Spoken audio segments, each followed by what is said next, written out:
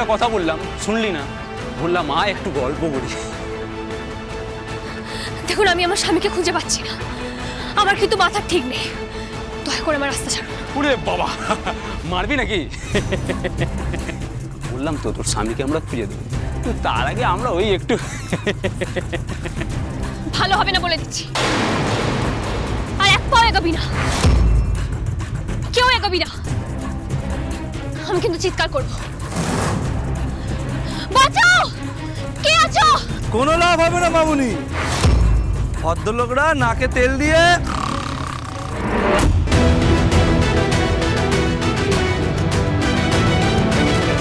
কেউ আছো? শুনতে পাচ্ছ? বাঁচাও, কেউ আছো? এই একদম চুপ, কেউ বাঁচাতে আসবে না তোকে।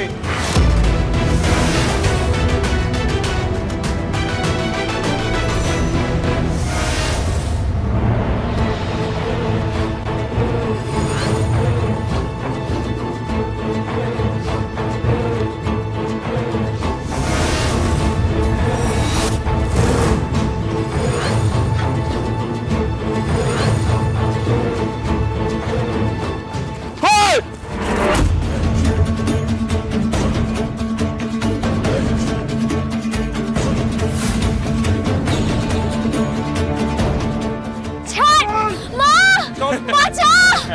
কেউ বাঁচাবে না এখানে। না তোমার মাম্মি আসবে বাঁচাতে, না তোমার স্বামী।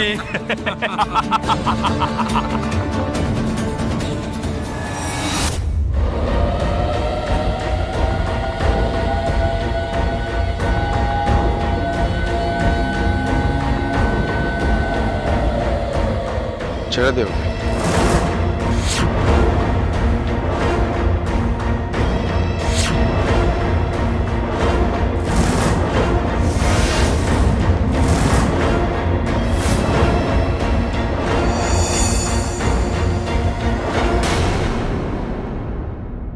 আন্টি, আমরা এমনিতে কিন্তু খুব সমস্যার মধ্যে রয়েছে।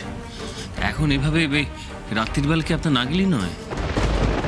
যাকে আপনার তো আজকে ওই জিমন্যাস্টিক একাডেমিতে ইন্টারভিউ ছিল না, হয়েছে সেটা? না, ইন্টারভিউটা কি একটা কারণে যেন আজকে বাতিল হয়ে গেছে, কালকে হবে বলছে। ও, তাহলে কালকে তো আপনাকে আবার যেতে হবে। হ্যাঁ, যাবো তো, ফড়িং বলেছে বলেই যাব। ফড়িংয়ের জন্য না আমি সব করতে পারি, জানো তো। সবাই হয়তো এখন আমায় খারাপ ভাবছে, ভাবছে যে মেয়ের এই অবস্থা, তার মধ্যে আমি চলে যাচ্ছি খেলার ইন্টারভিউ দিতে। কিন্তু কেউ তো বুঝবে না যে বুকে পাথর রেখে হলেও আমি শুধুমাত্র ফড়িং বলেছে বলেই আমি ইন্টারভিউটা দিতে যেতে পারি।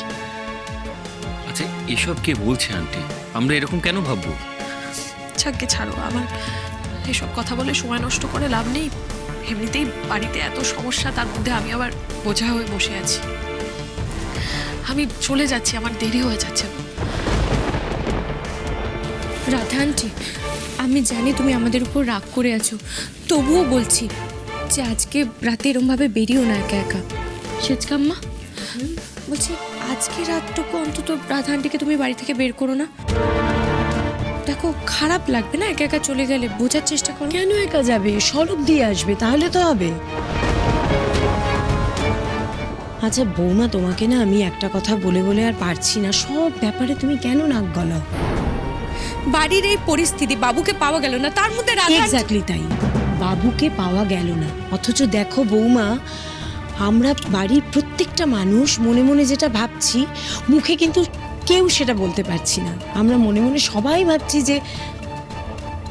ভাবছি যে বাবু বোধহয় আর নেই, কিন্তু সেটা দিদি ভাইয়ের সামনে গিয়ে বলার সাহস কিন্তু আমাদের কারণ নেই। তোমার মনে হয় না যে দিদি ভাই এরপরে ওই মেয়েকে দুষবে এর জন্য, বাবুর কারণে? ওকে দুষবে, ওর মেয়েকে দুষবে, সেটা ভালো হবে? আমার তো মনে হয় এই পরিস্থিতিতে ওর চলে যাওয়াটাই শ্রেয়। আমি বলি কি রাধা, তুমি এখন যাও, হ্যাঁ, ফড়িং ফিরলে তুমি এসো, কেমন? বলছি, আমার মেয়েটা যদি ফিরে আসে বা যদি কোনো খবর পান, তাহলে আমাকে একটু জানাবেন। আপনি এটা কি কথা বলছেন বলুন তো? আপনাকে সবার আগে আমি জানাবো, আপনি চিন্তা করবেন না। আর আপনার যদি কোনো রকম অসুবিধা হয়, আপনি আমাকে ফোন করবেন, আমাকে না পেলে স্বরূপকে ফোন করবেন, ঠিক আছে? স্বরূপ, আচ্ছা বাবা, দিয়ে আয় ওনাকে। না না, দরকার নেই, আমি একাই চলে যেতে পারবো। না না, দরকার আছে। স্বরূপই তোমাকে পৌঁছে দিয়ে আসবে। স্বরূপ, দেখো রাধা, ফড়িং যদি জানতে পারে না যে এই রাত্রিবেলা তোমাকে এখান থেকে চলে যেতে বলা হয়েছে, তাহলে তো ও ব্যাপারটা ভালোভাবে নেবে না।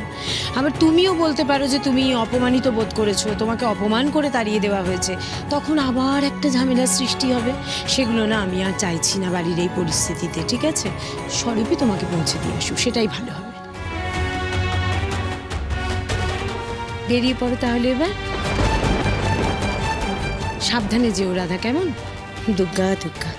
আন্টি ব্যাগটা দিন, ব্যাগগুলো দিন দিন ব্যাগটা দিন। দিন না।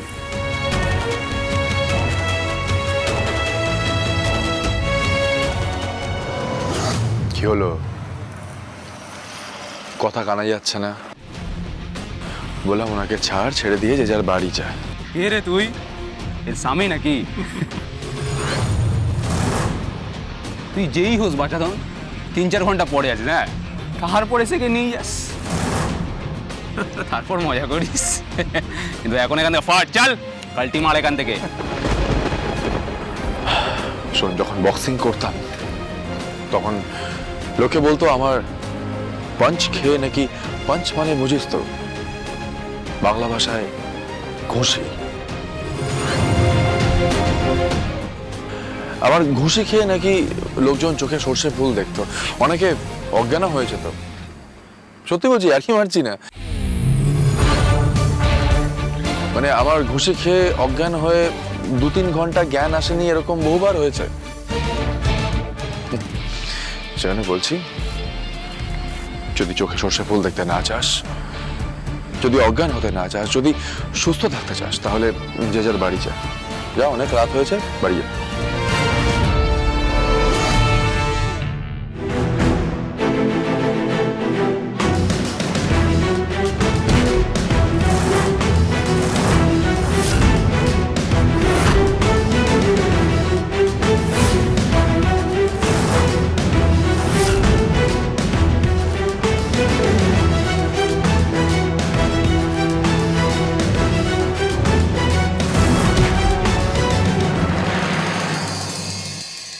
এই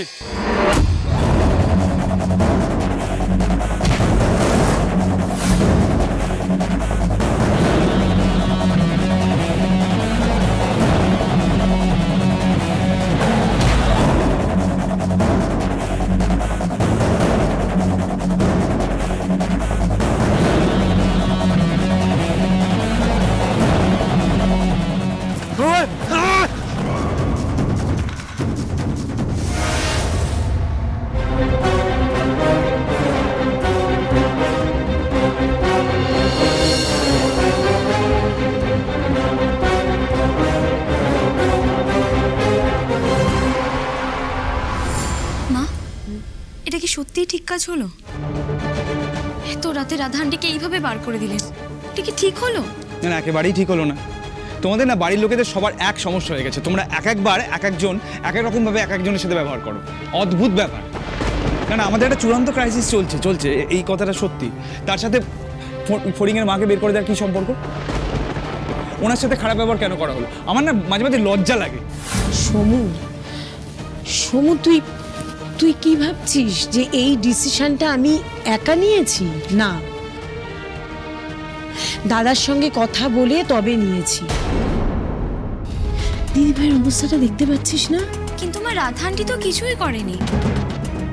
আপনি রাধা আন্টিকে এরকম ভাবে চলে যেতে বললেন কেন?